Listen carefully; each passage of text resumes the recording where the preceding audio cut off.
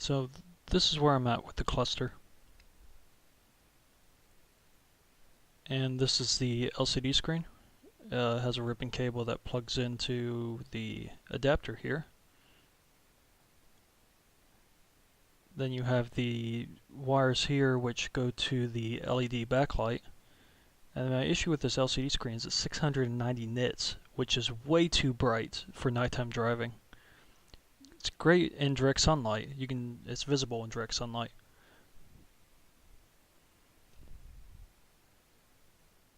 Now I originally thought that this was going to be power and this was going to be ground. But it turns out that this is power and this is enable. Looking at the data sheet, we can see that the square wave for the enable pin needs to be 20 kilohertz with a duty cycle between 20% and 100%. Now I did some testing with the duty cycle and I found that it can be anywhere between 0 and 20% and it still works fine. I'm not really sure why the data sheet says it has to be 20 as a minimum. What I need to do is design a circuit that can create a 20 kilohertz square wave and modulate the duty cycle based on the ambient lighting. So the first thing is to get something that can read light. And what I have here are photocells or photoresistors. They take in light and convert it to resistance.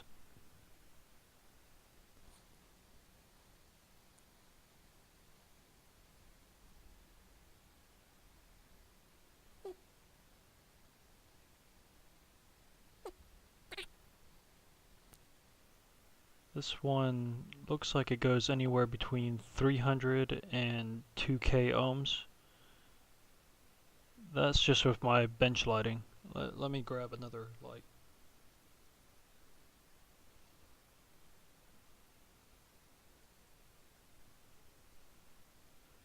And it drops to 0 ohms.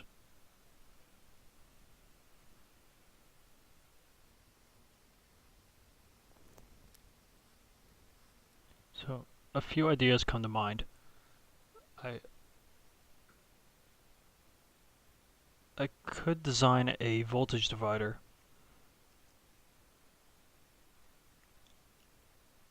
and then send off the analog voltage to an ADC or analog digital converter, and then that would get processed by the Raspberry Pi. The Raspberry Pi would then have to send off to a MOSFET. Well, actually it's a signal. I would just have to create a square wave for the LCD. Well, first of all, it would have to be 20 kilohertz, which the Raspberry Pi 2, which is what I'm using, doesn't have a hardware pulse width modulation module. So it would all have to be done in software. And that's a lot of processing power just to flip on and off a pin. The other thing is there would be a delay. The software would have to come back around and read the ADC. And I don't want to do that. I want it to be instantaneous. As soon as there's a bright light, I want it to increase the brightness and vice versa. The next thing I decided to try would be to take a 555 timer and use it in an astable mode, which will then output a square wave. The trick is to figure out the supporting components to make it do a square wave in the way that I want it at 20 kilohertz and adjustable duty cycle. So we go and take a look at Texas Instruments datasheet, which is excellent by the way for the 555 timer. To start with, they've got their duty cycle. their duty cycle is inversed. It shows it as percent off, where normally a duty cycle is percent on, which would be time high divided by total time.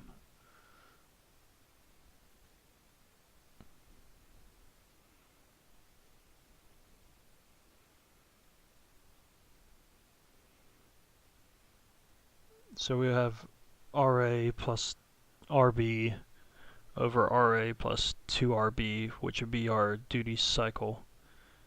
So our photoresistor has a range of 2K when it's dark to 0 when it's light. And you can't see that.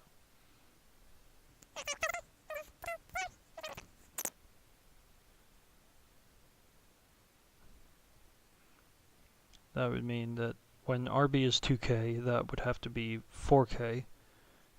Then what is RA? When it is dark, it should be at 20%. You can probably already tell that this is impossible. There's no way I can pick a numerator for RA and a denominator for RA that are equal to each other. That will change this 50% down to 20%. Alright, so let's pick RA to be the photoresistor. So at 2K, we need the 20% duty cycle.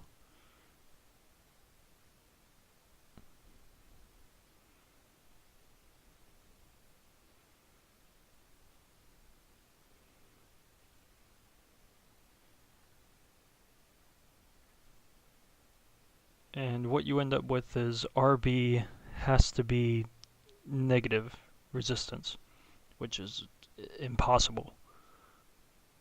So this circuit here isn't going to work. And when I was working on this, I found that this could be anywhere between 0.6 and 1, or 0 and 0.5, depending on which one of these resistors you make the photoresistor.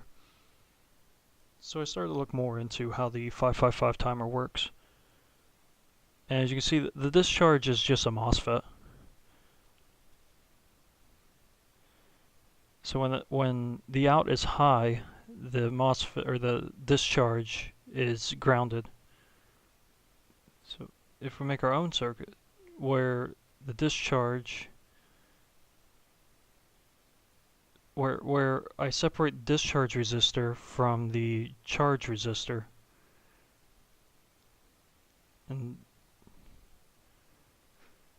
that way the discharge can be different from the charge. And I experimented with this. And so for example, when this is floating, the circuit looks like a typical RC circuit.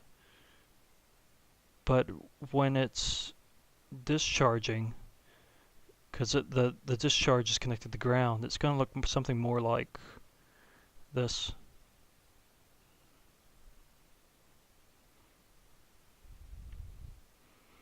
Which works fine. Well, say if this is RB and this is R1. And it works fine when R2 is much smaller than R1. But when R2 becomes equal to R1, then it reaches an equilibrium. And what I mean by that is, if we go back to the data sheet, the 555 timer has a threshold which sets and resets this SR latch every time that the voltage goes above 2/3 of VCC across this voltage divider here. And then the trigger sets it to 1 every time that it's 1/3 of VCC. Now if you get in between those two, then it doesn't reset or set, and it stabilizes the circuit. So after working on that, I thought, well, why rely on their MOSFET that's built into their 555 timer when I can just use my own? So I came up with this circuit. This is the output. And I run it to a NOT gate. And then we'll have a MOSFET. Well, this is a BG. I'm drawing a BJT. But no, it's a MOSFET.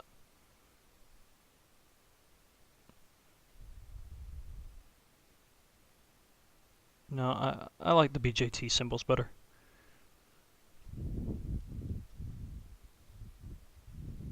One of them is going to be a P channel, and the other will be an N channel.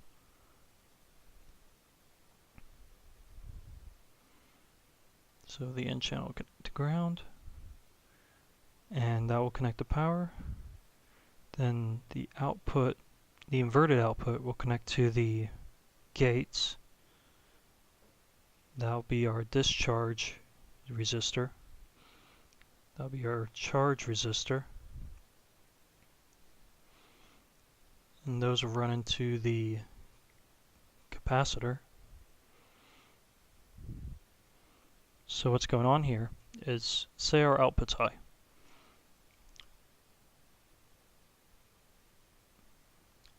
Then after going through the inverter, this will be 0. And when this is 0, the P channel MOSFET will will open and charge the capacitor. And if we go back to how the 555 timer works, you see when the threshold is reached, the capacitor is going to charge up until it gets to this point, and then it will reset. And then once that happens, the output goes low. So after the inverter, we'll have a 1. That will enable our N channel and disable the P channel, so the capacitor can discharge the ground.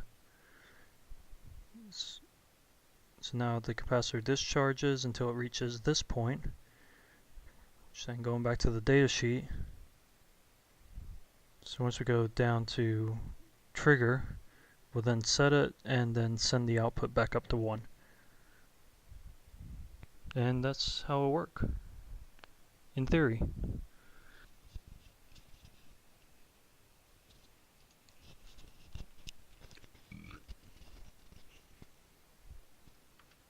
So what you're looking at here is the output of the circuit I just designed. This is with a 4.7K resistor on the charge and the discharge resistors. And the capacitor is at 47 microfarad. As you can see, it looks like a square wave. That would make sense since the discharge and the charge resistors are the same. Just to be sure though, we'll go ahead and measure it. Let's line those up. Change that one to delta of 2. Alright, so our first delta time is 1.61 seconds, and the second delta time is 1.7. That's a little bit of variation, but that's about 50-50.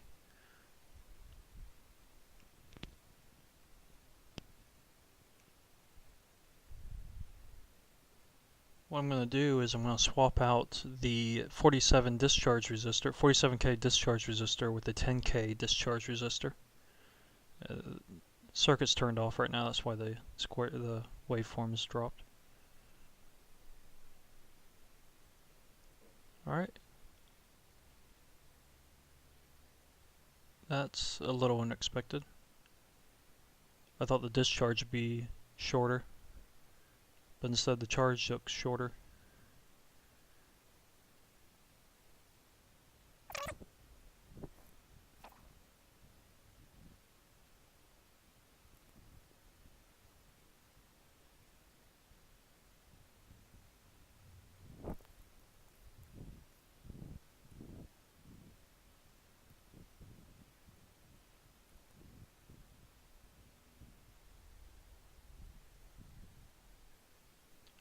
Alright, so I just realized you couldn't see my calculator.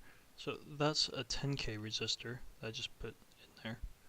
And to get a duty cycle, we need to divide that by the total resistance, which is 10K plus 47K.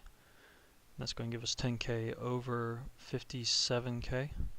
And that gives us a duty cycle of 17.5%. Now, the time 1 delta is 351.9 milliseconds, and the time 2 delta is 1.6127 seconds. If we add those together, we get a total time of 1.963. So to get our duty cycle, we take time 1 divided by the total amount of time. 351.9 divided by 1963. It's going to give us well, look at that. It's 17.9%, which is exactly what we calculated. So it seems like this circuit works with the exception of the frequency changes.